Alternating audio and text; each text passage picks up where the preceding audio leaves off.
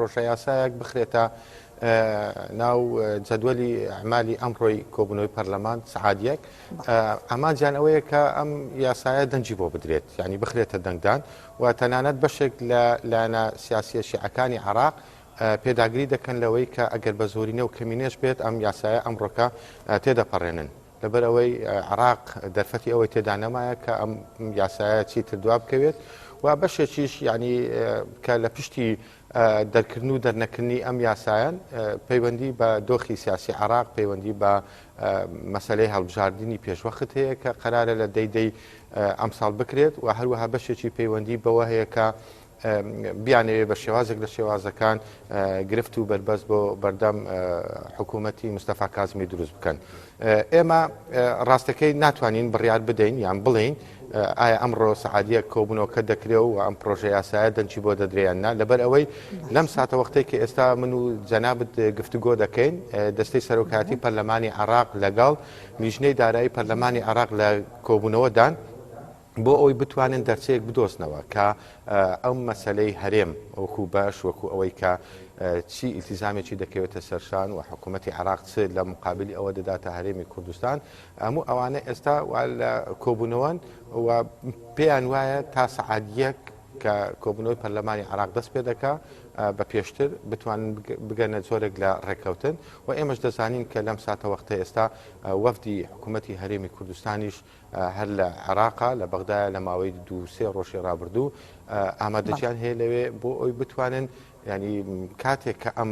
یاسا گرنگە کە پەیوەستە بە چارەنووسی هەموو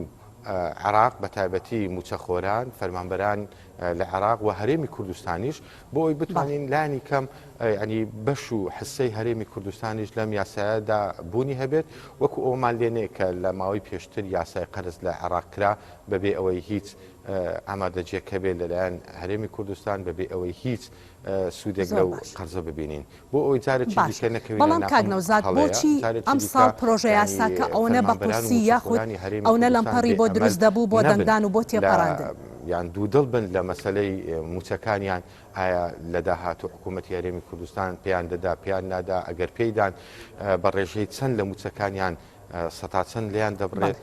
ئەمانە هەموو دۆخێکی نەخوازراوی لای هاوڵاتی لە هەرێمی کوردستان دروست کردووە کە فەرمانبەر نییە کار و کەسابەت لە هەرێمی کوردستان تا ڕادەیەکی زۆر تووشی ینی چەقبەستن بووە بۆیە ئەمانە وای کردووە کە بەڕاستی ینی پێویست بوو لە ڕابردوش لایەنە سیاسەکان بەڵام کاکنەوزاد ئەوەشمان بیر نەچێت کە 3 ڕۆژە شاندی هەرێم لە بەغدایە ئایا تا ئێستا هیچ ڕێکەوتنێک نەکراوە هیچ ڕاگەیاندراوێکیان بڵاو نەکردوێتەوە کە ڕێکەوتنێکی گشتگیر کرابێت بۆ ڕێکەوتن و بۆ دەنگدان لەسەر پرۆژە یاساکە کە لە ئێستادا چەند کاژمێرێکی کەمی ماوە پێ دوایە هیچ ڕێکەوتنێک کرابێ و بتوانرێت ئەمڕۆ لە بەرژەوەندی کوردیش پرۆژە یاساکە تێپەڕێنرێت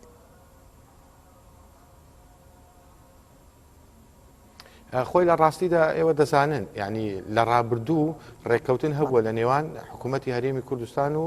حکوومەتی عێراق مەبەستم حکوومەتی مستەفا کازمی و حکوومەتی کابینەی نوێیە کە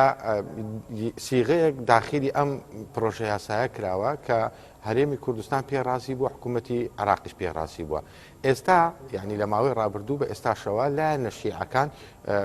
بەڕاستی ئەم دەقەیان ڕەت کردوتەوە و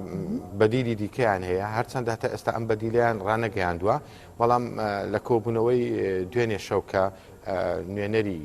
با بڵێن لایەنە سیاسەکانی هەرێم و عێراق و دەستەی سەرۆکایەتی پەرلەمان کە بەشداریان کردووە چرپەیەکیان کردووە کە ئەمان بەم سیغەیە ڕابردوو ڕازی نی شتێکی دیکەیان هەیە ڕەنگە ئەم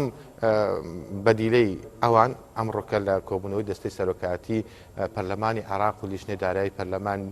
گفتوگۆی لەسەر بکرێت بەڵام دۆخەکە بەم شێوەیە کە ئێستا پێگەی هەرێمی کوردستان لە عێراق وەکو جاری جاران نییە ینی ئێستا دەتوانین بڵێن هەرێمی کوردستان لە ناو پرۆسەی گشتی سیاسی عێراق کارکتەرێکی لاوازە هەم بەهۆی ئەو سیاسەتە چەوتانەی کە لە هەرێمی کوردستان پەیڕەوکرایە هەم لە ئەوەی کە هەرێمی کوردستان بەداخەوە ئێستا چۆتە لووتکەی گەندەڵی هەرێمی کوردستان ئازادیەکان و لایەنە دیموکراسیەکانی بەرتەست کردوتەوە و هەرێمی کوردستان یەکریزی و تەبایی لە نێوان لایەنە سیاسیەکان وەکو جاران بوونی نییە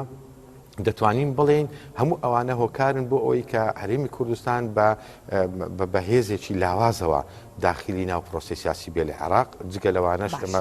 16 ئۆکتۆبەر کە ڕوویدا حکوومەتی هەرێمی بەڵام کاکنەوزاد بۆچی بەم شێوەیە کە وەک خۆت دەڵێیت کە پێشتر ڕاگەن کە ڕێکەوتن کراوە بەڵام بۆچی لایەنە شیعەکانی تریش گۆڕانکاری لە داواکاریەکانیان دەکەن لە کاتێکدا کارێم پابند بێ بە 250,000 بەرمیل نەوتی ڕۆژانە بەڵام دواتر داواکاریەکانیان دەگۆڕن و داوای 460,000 بەرمیل نەوتی ڕۆژانە دەکەن کەمە پێشنیاری نوێیانە بەڵام بۆ گۆڕانکاری لە پێشنیارەکانیان دەکەن. آخر بیرمان نەچێت یعنی ئەم ڕێکەوتنەی کە حکوومەتی هەرێمی کوردستان کردوێتی لەگەڵ مستەفا کازمی و حکوومەت کردوێتی ئەوەی ئێستا کە پێی ناڕازیە لایەنە سیاسیە شیعەکانی عێراق پێی ناڕازین و بیریشمان نەچێت مەرز نییە هەموو ڕێکەوتنێک کە لە نێوان دوو حکوومەت دەکرێت کە وەکو هەیئەی تەنفیزی و دەستگای تەنفیزی پەرلەمانی عێراق پابند بێ بەوەی کە ئەم ڕێکەوتنە جێبەجێ بکە. یعنی ئەم سیغە ڕێکەوتنە وەکو پرۆژە یاسایەکە یعنی پێشنیارێکە لە ناو پرۆژە یاساکە کە ئیتیفاقێکە لە نێوان ئەو دوو حکوومەتە کە دێتە لیژنەی دارایی پەرلەمانی عێراق لە ناو پرۆژە یاساکە لیژنەی دارایی پەرلەمان ینی ئازادە لەوەی مناقەشەی دەکات ئازادە لەوەی ڕەتی دەکاتەوە ئازادە لەوەی کە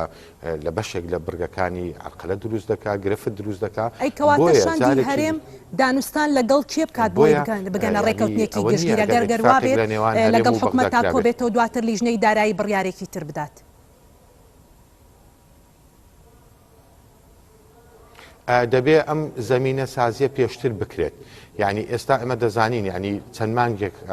کە ئەم حاڵەتە ئەم کەرستەیە ئەم مادەیە لە ناو لیژنەی دارایی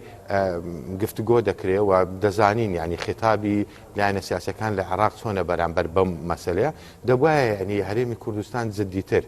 ینی هەر ئەوە نییە کە وەفد لە هەرێمی کوردستانەوە دێتە بەغدا لەوێ دەمینێتەوە یعنی چۆن دەتوانی تۆ لە مفەوەزات زیرەک بی چۆن دەتوانین لە مفەوەزات بەڕاستی پابند بی چۆن دەتوانی ینی هەموو لایەنەکانی ئەم لایەنی گفتوگۆیە لە بەرچاو بگری ینی نەیدەیە دەستقەدەر بەداخەوە من واز دەکەم کە ئێستا ئەمڕۆ ئەگەر بچێتە حاڵەتی زۆرینە و کەمینەوە دەنگ بدرێ بەم یاسایە و مافی کوردی تێدا با بڵێن دەستەبەر نەکرێ وەکو ئەوەی کە پێویستە دەستەبەر بکرێ ئەمە مانای ئەوەیە کە دەتوانین بڵین هەرێمی کوردستان سەرکردایەتی سیاسیەکەی سەرۆکایەتی حکوومەتەکەی ئەمەی داوەتە دەستقەدەر یعنی ناکرێت سەرۆکی حکوومەت لە ڕاستیدا ئێمە بە حکمی ئەوەی لە خودی پێش و پەرلەمانتار بووینە لە عێراق زۆرێک لە ئەزمونمان هەیە کە زۆر جار ینی ئەم مناوەرە ئەم جۆرە لە سیاستکردنە مفاجعە ڕوویداوە لە ناو پەرلەمان ینی زۆر ئاساییە بە ئەم حاڵەتە وەکو گریمانەیەک لە بەرچاو بگرین کە جگە لەم دەقەی کە لە ناو پرۆژە یاسای بودجەی گشتی عێراق هاتووە کە ئێمە هەموو لایەنە سیاسیە کوردیەکان پێڕازین یعنی بە ئەو احتیمالەش دابنین کە دەقێکی جیاواز لەوە بێتە ناو پرۆژە یاساکە و داوای ئەو بکەن کە دەنجی بۆ بدرێ مەبەستم ئەوەیە کە ئەگەر لایەنە سیاسیە شیعەکان کۆک بن یەک دەنگ بن یەک ریز بن لەسەر ئەوەی کە بە زۆرینە ئەم حاڵەتە تێبپەڕێنن بەڵێ بۆیان دەچێتە سەر یعنی وەکەوەی لە یاسای قەرز بینیمان وەکەوەی کاتی خۆی لە مەسلەی نەتائیجی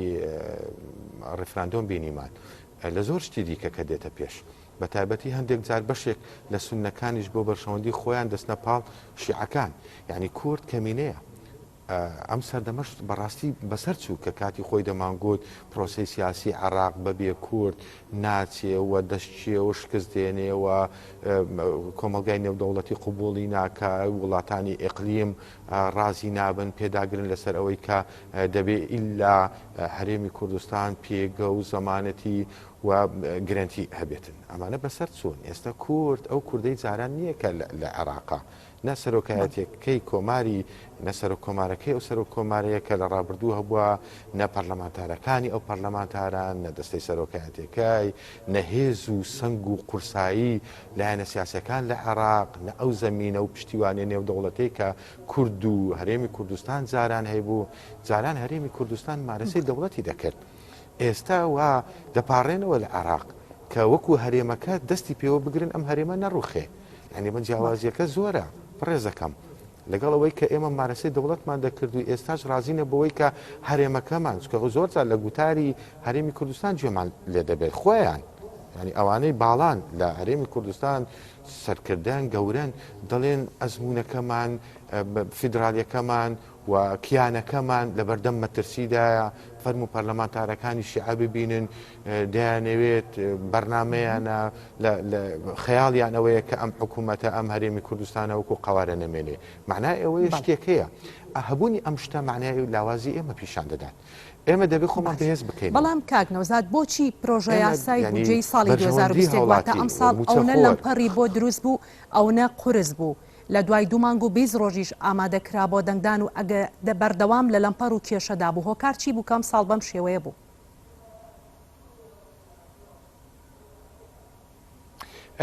لە ڕاستیدا ئێمە ئەم ڕاستیە بزانین یعنی تەنها کورد یان بەشی کورد لەناو یاساکە کێشە نییە بۆ ئەم بودجەیە کە تێناپەڕێ وەکو ئەوی تۆ باست کرد لە ڕاستیدا کۆمەڵێک هۆکار لە پشتی ئەوەن کە ئەم بودجێ ئەم ساڵ گرفتی بۆ دروست بووە یەکێکیان ئەوەیە کە سونە پێڕازی نییە بەم پرۆژە یاسایە شیعەکان لە دەرەوەی مستەفا کازمی پێڕازی نین جگە لەوەش هەڵبژاردننی پێشوەخت لە ئارادایە بەشێکی زۆر لەلایەنە شیعەکان وە سونەکانیش نایەنەوێ بودجە تێ بپەڕێیان نیان دەویست بودجە تێ بپەڕێ بۆ ئەوەی دەستی مستەفا کازمی دابخرێ نەتوانێت پرۆژەوەی خزمەتگوزاری نەتوانێت کاری باش بەهۆی ئەم پارانەوە بۆ عراق ئەنجام بدات چونکە دڵنیان لەوەی کە مستەفا کازمی دەچێتە ناو پرۆسی هەڵبژاردن و ترسیانەوەی ئەم کارانی کە دەکات بیکاتە بانگەشی هەڵبژاردن یعنی بە کورتی و بە کورتی مەسلەی بودجە لە عێراق هەموو ساڵێک وا بووە داخلی پرۆسی سیاسی و مزایداتی سیاسی و